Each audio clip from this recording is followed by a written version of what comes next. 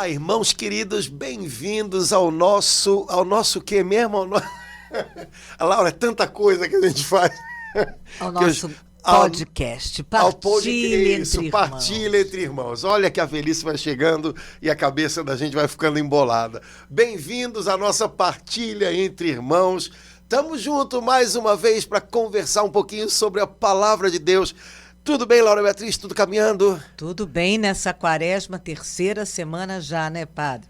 As coisas já estão começando a apertar um pouco mais a gente, para a gente poder, assim, falar para o Senhor o que está apertando, o que está pegando, o que a gente não estava querendo ver e começou a ver.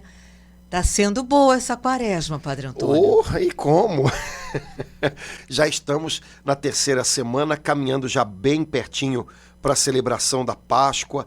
Laura, lá na minha paróquia a gente faz uma campanha, quando vai chegando perto da Semana Santa, que é a campanha Eu Não Viajo na Semana Santa, para que legal, todo mundo participe junto com a sua comunidade, né, desse tempo tão abençoado, que não é um feriadão, né? A gente vai ter um feriadão em abril, né? Que é o feriadão de Tiradentes, né? Vai ser dia 21 de abril, vai ser sexta-feira. Então, sexta, sábado, domingo, tchau, viaja, vai descansar. Mas a Semana Santa não é feriadão. A Semana Santa é o coração do ano litúrgico da igreja. O Tríduo Pascal é o coração orante da igreja. Então, a gente não pode se ausentar da comunidade, da paróquia da gente. A gente tem que viver intensamente aqueles dias e não transformá-los numa folga, né? Então, lanço aqui também para quem não é da nossa paróquia, participe da campanha Eu Não Viajo na Semana Santa. Não vá para o Meier, mas vá para a sua paróquia, né, o lugar onde você convive com os seus irmãos, com a sua comunidade, para viverem juntos esse tempo tão especial, tão rico, que envolve a gente num ambiente, numa atmosfera tão santa, que, nossa mãe, eu não sei se alguém ainda não participou do Tríduo Pascal por inteiro. Separe esse ano para fazer essa experiência. Você nunca mais vai querer deixar de viver esse momento com o Senhor. Então, vale a pena. É uma experiência profunda do amor de Deus, da salvação em Jesus, da força do Espírito Santo. Só quem já viveu sabe. Então, eu reforço aqui a campanha Não Viaje na Semana Santa, e se você quiser agora, aí no chat do YouTube, colocar vou aderir, eu me comprometo, não vou viajar nessa Semana Santa, vou participar do Tríduo Pascal, começando na Quinta-feira Santa, depois retornando à igreja na sexta-feira, às 3 da tarde, para a celebração da Paixão, e depois voltando no sábado para a Vigília Pascal, para dar o grande aleluia, glorificar a Deus, nosso amado Redentor que ressuscita por cada um de nós. Amém. É isso aí, beleza. Então, estamos juntos, vamos em frente. Laura, vamos continuar hoje partilhando o Salmo 50, né, que a gente começou na semana passada, salmo que acompanha a gente na quaresma, né? Padre Antônio, eu não sei se o senhor teve a oportunidade de ler alguns comentários lá no YouTube, tanto, não me lembro aonde mais, repassa, mas algumas pessoas pediram, falando, vai ter a continuação, né? Eu falei, vai ter a continuação. Então, Salmo 50, a revanche, vamos lá. Vamos nós continuar, porque de fato esse salmo, essa palavra do Senhor é inspiradora demais pra gente, né? Inspira mudança, inspira arrependimento, sem o qual não há mudança nenhuma, nunca. Sem arrependimento a gente repete histórias que a gente não entende nem muito bem por que está vivendo. E não tem vida nova.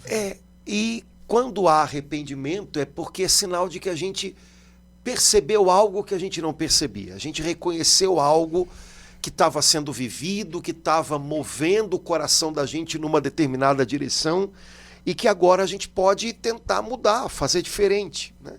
Então o Salmo 50 inspira arrependimento, inspira esperança, né? Inspira algo novo com Deus, uma nova história com Deus, um novo tempo com Deus.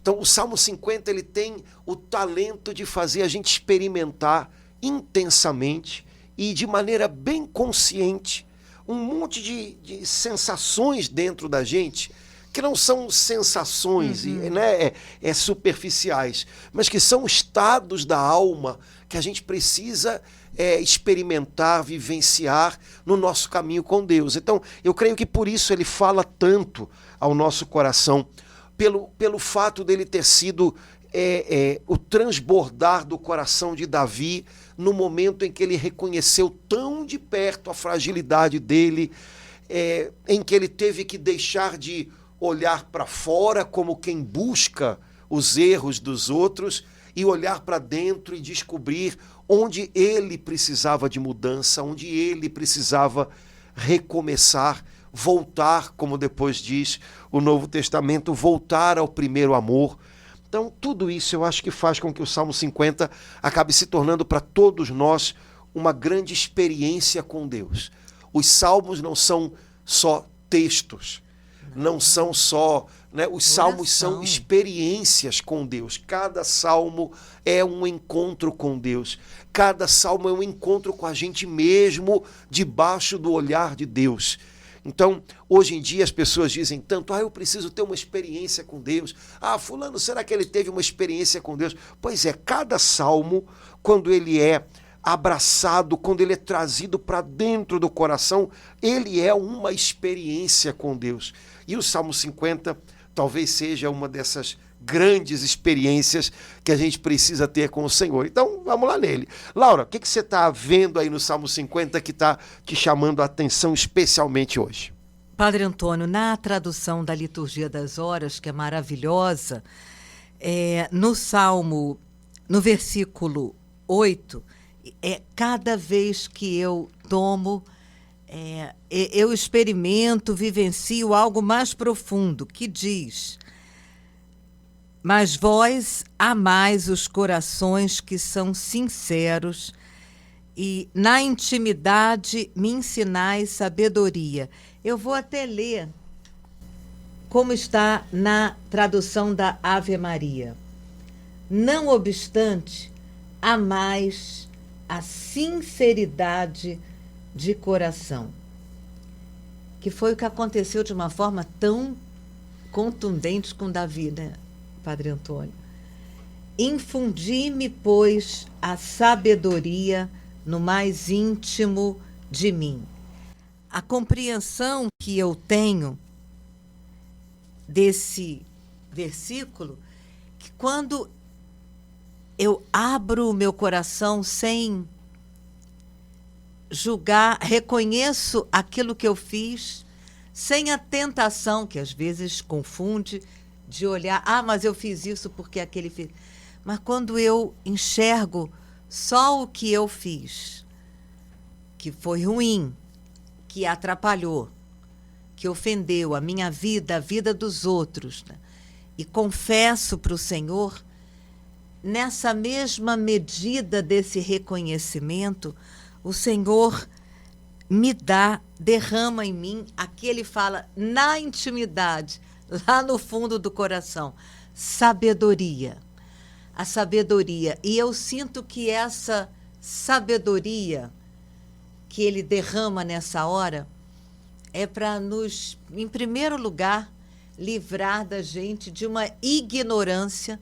Eu vou propor aqui ignorância como contrário de sabedoria, de ficar vendo sempre o pecado do meu irmão. Eu sinto que essa sabedoria é sabedoria de Deus, eu poder ver o meu. Porque nos confunde, nos engana, nos atrapalha, nos faz perder tanto tempo. Cada vez que eu fico, no momento do meu pecado, eu fico olhando o pecado do outro, eu estou perdendo tempo, eu estou deixando de Deus vir em meu socorro, me salvar, me dar arrependimento, infundir essa sabedoria em mim, essa sabedoria que acompanha quando eu sou sincera com Deus. cada vez que eu me perco nessa hora, e com muita facilidade, eu percebo que a gente se perde nessa hora de, em vez de mergulhar e deixar a sabedoria de Deus nos inundar, eu ficar olhando para o pecado daquele que me ofendeu, para o pecado que me machucou, para o pecado que me confundiu. Então, eu quero assim que Deus possa nos dar cada vez mais consciência dessa palavra. Vós amais os corações que são sinceros. Na intimidade, ai, como é bom poder falar isso. Aqui, na intimidade do meu coração, ninguém precisa ver. Aqui, na intimidade do meu coração, me ensinais sabedoria. Quanta sabedoria o Senhor ensina nessa hora, Padre Antônio, quando eu reconheço e diante dele falo, quanta sabedoria. Sabedoria que ninguém no mundo vai tirar de mim, que nada não vai mais. Essa sabedoria que Deus me dá quando eu sou sincera com Deus e reconheço, é uma sabedoria que fica para sempre aqui e que me ajuda muito. Eu fiquei atento aqui na palavra sinceridade de coração e na tradução da liturgia das horas, o coração sincero, é o que Deus ama. Né? Vós amais os corações sinceros. O que é amado é aquilo que atrai a gente, né? Então, um coração sincero atrai a atenção de Deus. Né? Eu ainda estou muito impactado com o evangelho do domingo que falava da conversa de Jesus com a mulher samaritana. Conversa boa. Legal, né? No Evangelho de São João. E acho que quem foi à missa no domingo desse evangelho lembra um pouquinho, por mais que a conversa tenha sido cumprida e a gente não lembre de tudo, mas a gente lembra que Jesus conversava com uma mulher e a conversa estava um pouquinho truncada porque Jesus dizia uma coisa, ela entendia meio diferente, ela entendia do jeitinho dela, né? Mas Jesus não desistia da conversa. E aí houve um momento em que a conversa ficou um pouco mais tensa, talvez, porque Jesus trouxe a conversa para muito perto dela, da vida dela, né? Jesus disse assim, olha, para a gente continuar conversando, vai lá na sua casa e chama o seu marido. E aí aquela moça disse, eu não tenho marido. E Jesus continuou a conversa porque ele disse assim, olha, é verdade, você falou a verdade. Você já teve 5 e o que você tem hoje não é seu. Possivelmente era de outra mulher, né? E eu acho legal essa passagem porque, primeiro, Jesus conhecia aquela moça antes dela dizer qualquer coisa. E Jesus, sabendo que ela tinha uma vida afetiva muito embolada, essa moça deve ter procurado migalhas de atenção, de afeto em muitos lugares. Jesus, sabendo que ela repetia histórias, ela já estava repetindo a mesma história pela 6ª vez. Jesus, ouvindo essa mulher dizer, eu não tenho marido, Jesus poderia dizer, é verdade, e aproveitando que você falou nisso, pois é, né? De quem é o que está na sua casa? Jesus poderia ter começado a desfiar os erros daquela moça, afinal, ele conhecia, né? E brigado com ela. Não, Jesus encontrou um jeito de elogiá-la. É verdade, você falou a verdade. Você é uma pessoa que fala a verdade. É verdade que ela não falou toda a verdade, mas ela falou o bastante ali. Ela poderia ter feito o seguinte, ela poderia ter ouvido a pergunta de Jesus, vai na sua casa e chama o seu marido, e ela poderia ter dito, ih, moço, hoje não dá porque meu marido está trabalhando, né? Eu tenho certeza que se ela tivesse feito isso, Jesus teria dito, então tá bom, então a conversa acaba aqui. Mas porque ela disse, eu não tenho marido, e ela correu o risco de Jesus até perguntar, não, poxa, você é solteira ainda? Como ela não voltou atrás e se escondeu atrás de uma desculpa, de uma justificativa, de uma mentira, ela simplesmente disse a verdade.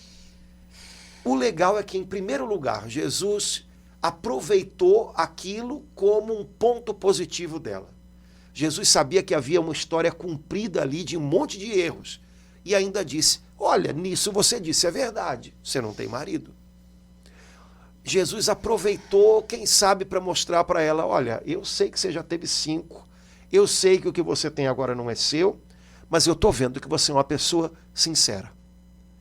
E só porque ela era uma pessoa sincera, a conversa continuou.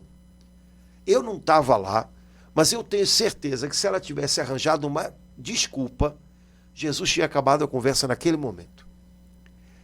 Ela não arranjou desculpa nenhuma e a conversa foi para frente. Continuou. Depois, eu acho isso muito legal, quando ela volta para a cidade dela transformada, né, ela volta dizendo para as pessoas: eu encontrei um homem, será que ele não é o Messias? Por quê? Porque ele me disse tudo o que eu fiz. Jesus ajudou. As pessoas sabiam tudo que ela fez. E Jesus, talvez ela fosse a única que não soubesse. Jesus ajudou essa moça a mergulhar na sinceridade dela e encontrar um caminho. Eu acho engraçado porque talvez a maioria de nós gostaria de encontrar uma pessoa que dissesse pra gente o que a gente deve fazer. Ao contrário. Ah, que bom, encontrei uma pessoa que me diz: faça assim, ótimo, né? Posso delegar essa responsabilidade a essa pessoa, né? Ou então encontrar uma pessoa que adivinhe o nosso futuro, né? E diga: olha, vai ser assim. Ah, todo mundo adoraria encontrar alguém assim. Mas no fundo a gente não precisa de alguém, a gente não precisa encontrar alguém que diga pra gente o que fazer. A gente muitas vezes precisa encontrar alguém que ajude a gente a entender o que a gente fez e por que fez.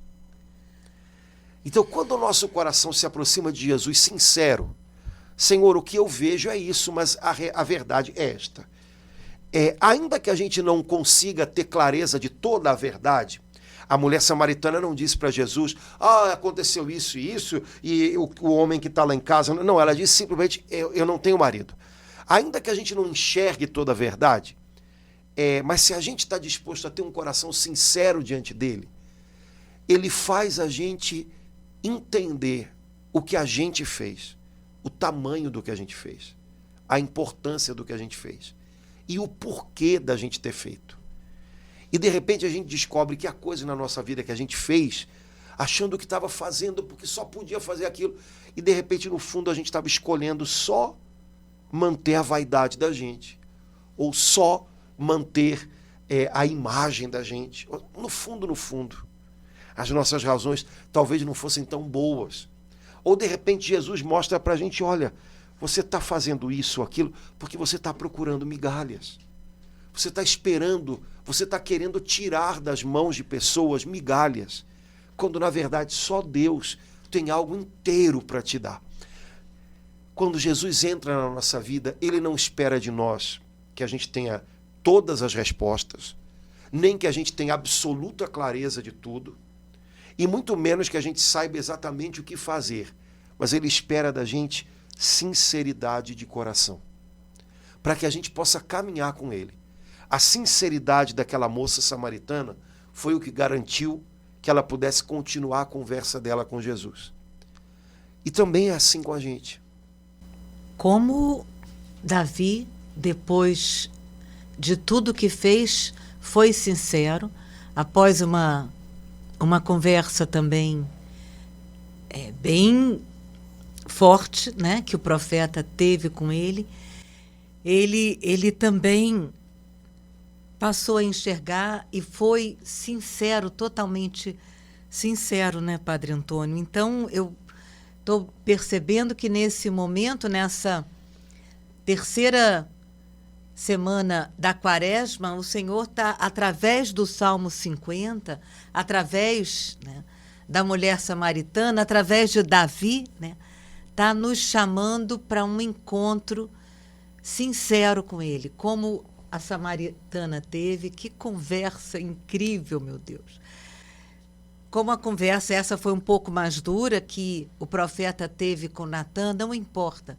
Mas como essas duas conversas, da mesma forma eu sinto que também Jesus nos chama a ter essa conversa com ele, para que a gente possa ter essa experiência incrível de ser sincera com o Senhor e falar para ele como a gente está, como a gente não está, como a gente gostaria de estar, como a gente, em vez da gente ficar perdida ainda, olhando o pecado dos outros, impedindo a gente de ver o nosso.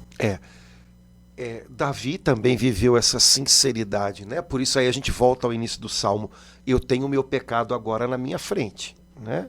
Eu reconheço a minha iniquidade, né? Diante de Deus, eu não estou me justificando, eu estou reconhecendo. O risco que a gente corre é ir adiante, ir à presença do Senhor para se justificar. E quando a gente se justifica muito, a gente escapole dessa posição de sinceridade, que é a posição, que é o estado de alma necessário para que a gente receba o perdão de Deus.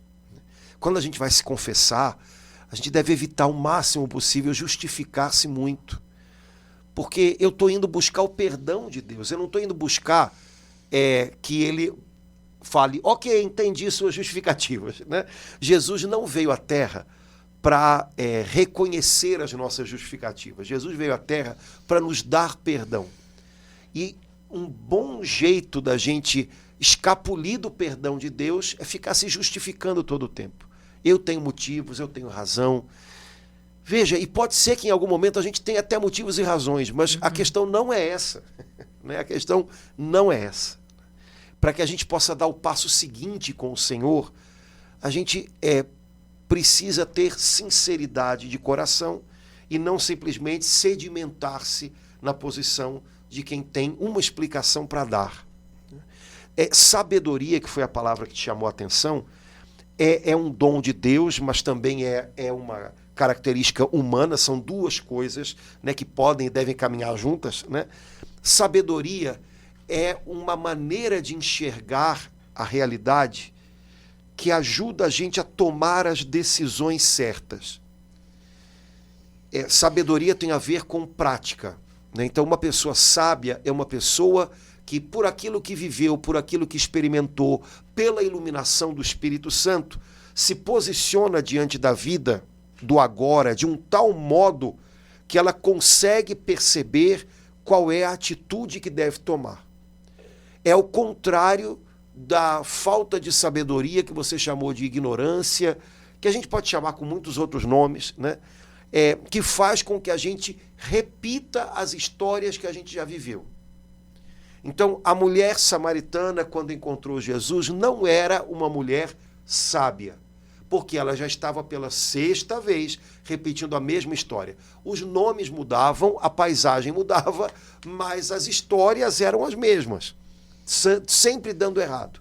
Quer dizer, ela tomava atitudes que não permitiam que a vida dela andasse para frente. É como se ela tivesse, como a gente fala tanto, né, num círculo vicioso. Né? Isso é característico de quando nos falta sabedoria. Sabedoria para dizer chega, sabedoria para dizer agora eu vou fazer diferente, sabedoria para dizer agora eu não vou agir daquela mesma maneira, sabedoria para perceber, não, agora que Deus está mostrando um caminho novo. Quando ela encontra Jesus com sinceridade, ela dá um passo importante, ela acolhe Jesus na vida dela. Ela descobre nesse Jesus o que ela nunca tinha descoberto e vivido antes. Jesus era homem, por isso logo no começo da conversa ela acha estranho que Jesus esteja conversando com ela, porque Jesus era judeu, né? Ele era flamenguista, ela era vascaína, ela era samaritana, né? Jesus era homem, os homens naquele tempo não conversavam com mulheres em lugares públicos, e Jesus conversa com ela, e Jesus tem paciência com ela, e Jesus, mesmo quando ela desnuda um pouco da sua verdade, que é uma verdade feia, Jesus, de alguma maneira, a elogia. Você disse a verdade. De repente, ela encontra nesse Jesus o amor de Deus que ela passou a vida mendigando e nunca tinha encontrado. Então, ela muda no encontro dela com Jesus. E aí ela se torna uma mulher sábia. Ela volta para junto das pessoas da cidade dela de outro jeito. Ela volta propondo algo para eles. Eu quero apresentar para vocês uma pessoa que eu conheci. Será que ele não é o Messias? porque ele me disse tudo que eu fiz. E essa mulher que Jesus encontrou à beira do poço ao meio-dia, justamente porque era o horário em que ela sabia que não ia encontrar ninguém ali, ela agora volta para a cidade dela, sem medo de encontrar com as pessoas, porque ela tem algo novo na vida dela, ela tem uma proposta a fazer, vamos até ele. Ela sabe agora qual foi o caminho que ela fez até ali. Eu acho que ele me falou tudo que eu fiz. Eu nunca tinha percebido. Ele me falou por que eu estava fazendo daquele jeito. E pronto, essa mulher agora está dando passos diferentes. Ela está vivendo uma história diferente. É interessante porque a Escritura diz que os samaritanos daquele lugar creram em Jesus. Todos, né? Diz o texto bíblico. Anos depois, quando a coisa aperta em Jerusalém para a igreja, e os apóstolos ficam, mas eles mandam que a comunidade de Jerusalém saia de Jerusalém, porque está em perigo de morte, para onde é que os cristãos vão para encontrar apoio e ajuda? Samaria. Samaria. Porque havia gente lá que acreditava em Jesus. Possivelmente por causa desse encontro. Então, essa mulher se tornou uma mulher sábia, ou seja, ela encontrou um caminho diferente.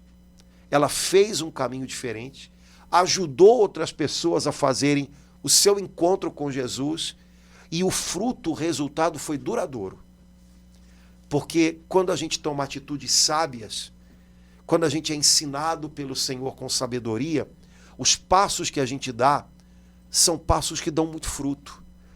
A gente toma atitudes que permanecem, sabe? Não é um eterno atropelo a vida da gente, né? A gente toma atitudes que ficam, que deixam marcas boas na vida das pessoas. Então, Senhor, eu quero um coração sincero diante de Ti, para que o Senhor me ensine sabedoria. Eu quero reconhecer diante do Senhor o que eu fiz e por que eu fiz, passado, para que agora eu possa me posicionar nesse momento da minha vida com sabedoria, para que eu possa tomar atitudes que façam a diferença lá na frente. Me parece que foi o que a samaritana fez, foi o que Davi fez. É o que todo homem e mulher de Deus faz em momentos decisivos da vida, quando a gente se encontra com o Senhor com sinceridade, né? Às vezes tendo um fardo sobre os ombros, o fardo do que foi feito, o fardo do que a gente viveu, mas com o coração disposto a recomeçar. E aí as coisas começam a mudar, né?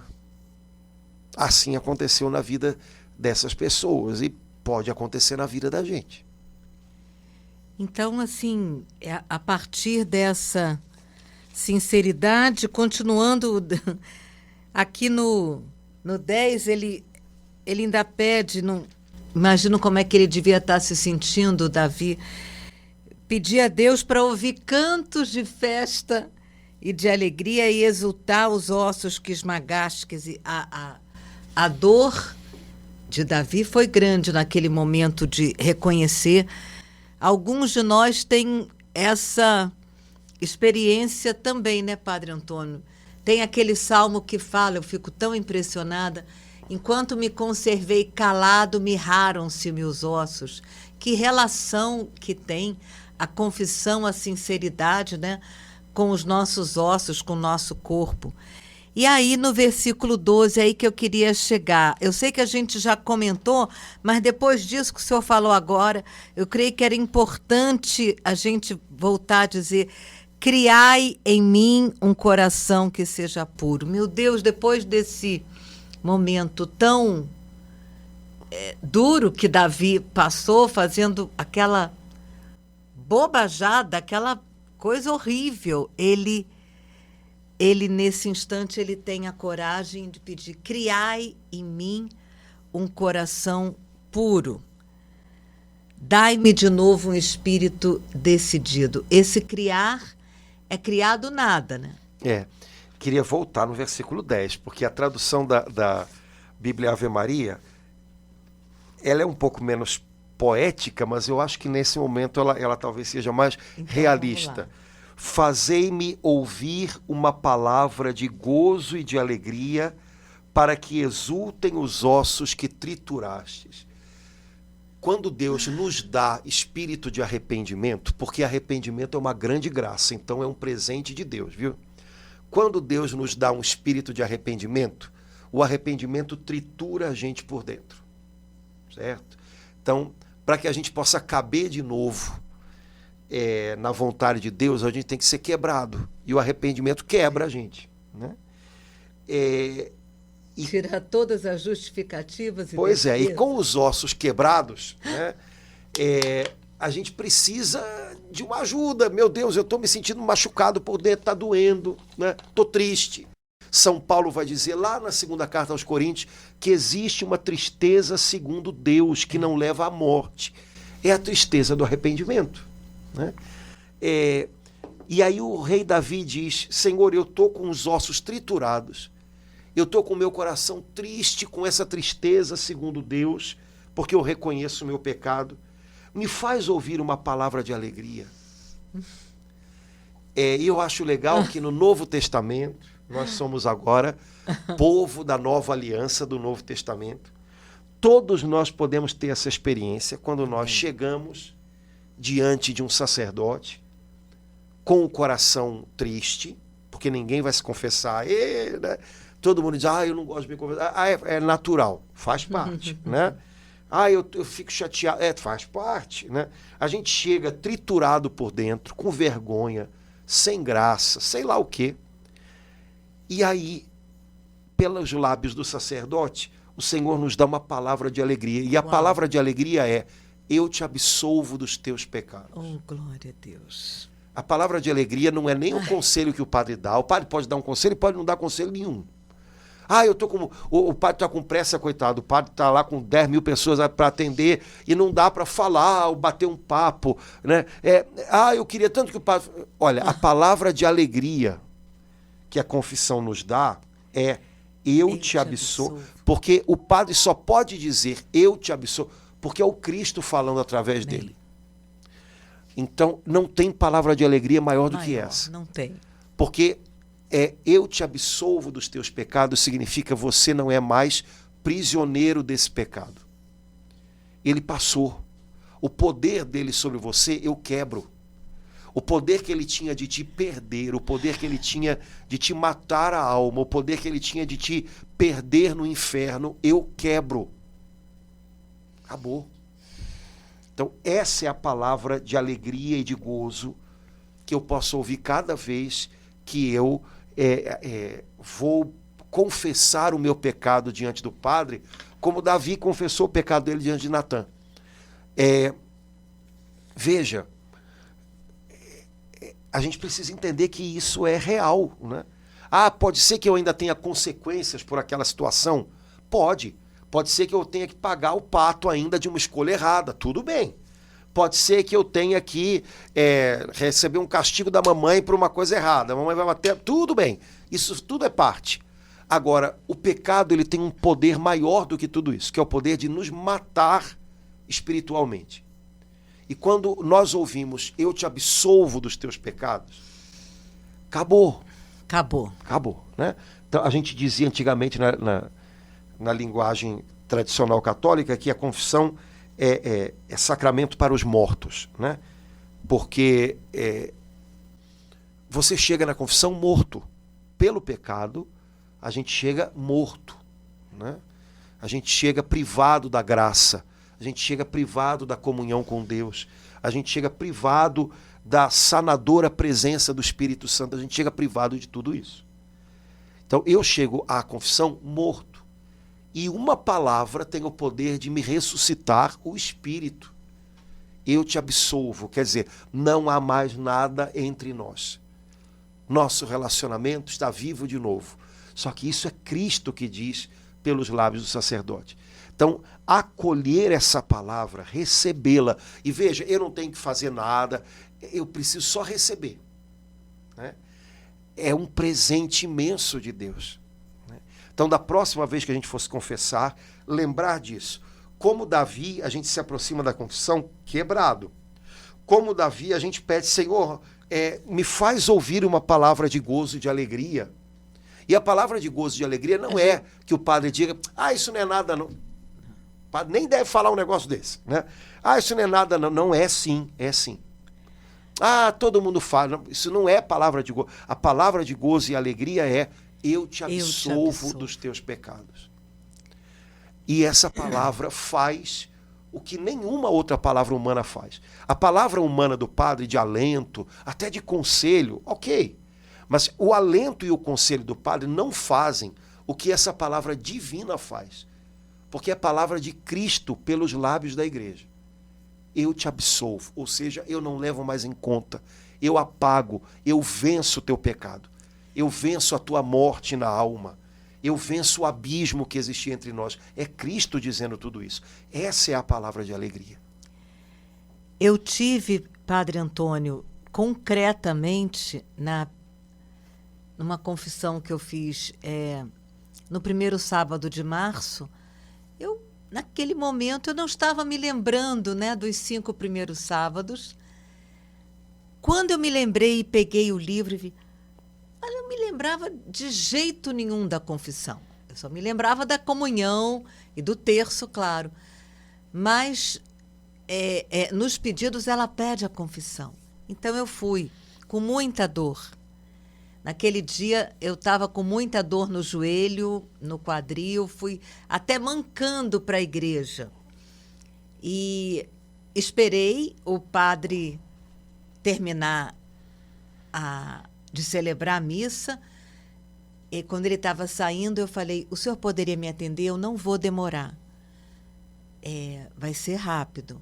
Aí ele, claro, me atendeu paramentado, me levou para um canto, me atendeu em confissão. Padre Antônio, quando eu ouvi pelo ministério que a igreja me confere, eu te absolvo de todos os teus pecados. Foi uma alegria tão poderosa, tão maravilhosa. E eu saí dali feliz, cantando. Orei antes a penitência que ele me pediu em oração. E estou voltando para casa, Padre Antônio, de repente, a dor no osso tinha sumido. A dor no joelho tinha desaparecido, eu não estava mancando mais. Eu voltei para casa restaurada. Foi uma experiência assim, muito linda de saber que o Senhor restaura esses ossos. A gente fica quebrado no coração, como o senhor falou. Algumas vezes a gente passa a ter essa experiência nos ossos mesmo. Verdade. E o Senhor nos faz entender que, assim como Ele curou aqui no coração, Ele curou nas pernas também. Foi muito lindo. Sim, a gente sabe que reter coisas na gente, na alma, não só no corpo, pode nos fazer mal, né? E adoece a gente por dentro, né? Adoece. E quando a gente abre o coração para Deus, desabafa com Ele, mostra o coração para Ele, às vezes é só o que é necessário. Amém. Pronto, Ele faz o resto, porque tem algo mais que só Deus pode fazer, né? Não depende da gente, né? A gente chega e conta, e o algo mais Ele faz, e às vezes o algo mais inclui até liberar coisas no nosso organismo que estavam ali retidas e fazendo mal para a gente, porque tinham raízes na alma, né? Acho que muita gente já deve ter passado por experiências assim. Então, isso é verdade, isso é real. E é um chamado que a igreja nos faz agora, nesse tempo de Quaresma, que a gente se prepare para celebrar a ressurreição do Senhor, fazendo a nossa confissão. Quem sabe não vai ser uma ressurreição, aliás, certamente vai ser uma ressurreição também para a gente. E, eventualmente, até uma ressurreição do corpo da gente, do organismo da gente, que às vezes adoece, porque a raiz da enfermidade está muito lá dentro, está na alma e vai contaminando tudo, né? Então, fica aí essa proposta para os irmãos, de nessa segunda etapa da Quaresma, já virando bem na direção da Semana Santa, a gente possa aproveitar a confissão e não tentar ter experiências que são muito só do ponto de vista humano, né? O padre foi simpático ou não foi? O padre tinha tempo para conversar, para papear ou não tinha? O padre deu um conselho. Olha, isso tudo pode ser legal, mas também pode não acontecer. E a experiência de ouvir uma palavra de gozo e alegria, a igreja nos garante, nos dando, a gente vai ter, pelo sacramento, o que Jesus e só Jesus pode nos dar. Então, ouvir essa palavra e deixar que ela caia na alma da gente como uma bomba, sabe? Eu te absolvo dos teus pecados. Eu te liberto da perdição, né? Das penas eternas que esse pecado acarretou para você. Eu te livro disso. Né? Você não é mais condenado a penas eternas. Rapaz, viver isso é uma libertação de verdade. Né? Então, acolher essa palavra para que ela seja, no coração da gente, fonte de alegria. Dai-me de novo a alegria de ser salvo, de me sentir salvo, como de fato eu sou no Senhor. Então, é coisa demais acontecendo, mas é algo tão simples que a gente pode não curtir. Né? Então, o segredo é curtir. Né? Há muitas pessoas que se confessam, recebem o perdão de Deus e não se dão a chance de acolher esse perdão como um remédio para a alma delas. Né? Nessa quaresma, a gente pode fazer isso. Né? Receber o perdão e receber com ele a alegria de ser salvo. Né? Ser perdoado e sentir-se perdoado. Essa é a segunda parte do negócio, que é fruto, né? Mas que a gente pode colher e pode saborear também. Né? Então, fica aí a proposta de confissão para preparação para a Páscoa. Né?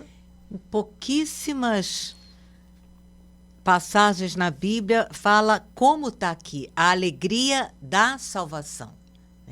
Tem outros trechos da palavra de Deus que fala da alegria no outro enfoque, mas é lindo como está aqui no Salmo, porque esse Salmo, como todos os outros penitenciais, vão falar desse momento duro, de vergonha, de tristeza, de quebrantamento, de arrependimento.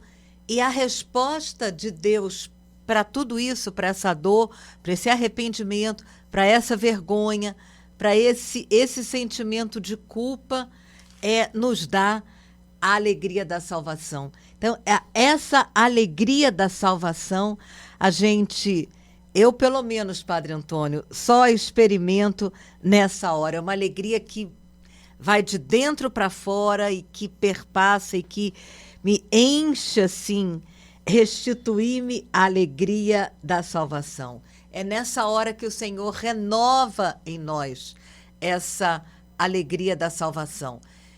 Sinto assim que muitos irmãos, com isso que a gente está conversando, ficaram desejosos, como eu naquele dia, né, de procurar um sacerdote. Que bom que, graças a Deus, nesse tempo, muitos sacerdotes oferecem um tempo maior, né, Padre Antônio? A gente está aqui em Copacabana, aqui tem confissão de manhã e de tarde, né? E também no sábado, mas outras paróquias. Mas se você procurar ver aí na sua paróquia, você vai saber que tem também um horário de atendimento, de confissão, para que a gente possa usufruir dessa alegria da salvação que a confissão nos dá. Maravilha. Beleza, Laura. Laura, vamos parar por aqui, senão o pessoal vai embora e deixa a gente conversando sozinho. Não pode. Né? Já está na hora? Já está na hora. Nossa, vamos lá, né? Então vamos. Mas acho que valeu. Só queria terminar, ainda no versículo 14, né? A tradução aqui da Bíblia Ave Maria diz: restituí-me a alegria da salvação e sustentai-me com uma vontade generosa. Deus acolhe a gente, Deus dá a gente a chance de recomeçar e depois Ele sustenta a gente. E isso é uma coisa que a gente pode também levar em conta, né? Porque recomeçar, para muitas pessoas, pode ser até algo ok. Mas eu recomeço, mas eu não consigo depois durar muito. Eu não consigo. Não, o Senhor sustenta a gente. Ele nos sustenta e Ele nos dá uma vontade, um coração generoso, com medidas largas, né? Eu acho que o 8º dom do Espírito Santo podia ser a generosidade, porque é algo que a gente, pela gente mesmo, não tem. Nós somos, por natureza, mesquinhos, né? E Deus é, por natureza, generoso. Portanto, é Ele quem nos dá um coração, uma vontade generosa e nos sustenta nessa generosidade para que, tendo recomeçado, a gente possa, então, prosseguir em fazer o bem. Então, que a gente possa lembrar disso hoje, né? Talvez algumas pessoas já tenham tentado recomeçar e tenham voltado a cair e tenham voltado a repetir histórias. Tudo bem, mas olha, não desanime de recomeçar mais uma vez. E lembre, à medida que a gente caminha com o Senhor, Ele vai conquistando mais espaços na gente e vai aprimorando a obra dele. Ele nos sustenta. Conte com o sustento do Senhor e conte com essa graça. A graça de ter um coração generoso, um pouco mais largo para obedecer a Deus, fazer a vontade de Deus. Quando você perceber que é preciso de um pouco mais generosidade para ir adiante com o Senhor, peça essa graça, Senhor, dá-me um coração generoso. E Ele vai vir em socorro e Ele vai dar o algo mais que a gente precisa. Então, nada de desânimo. Vamos em frente. Vamos. Maravilha. Gente, um abração. Até logo, se Deus quiser. Tchau, tchau.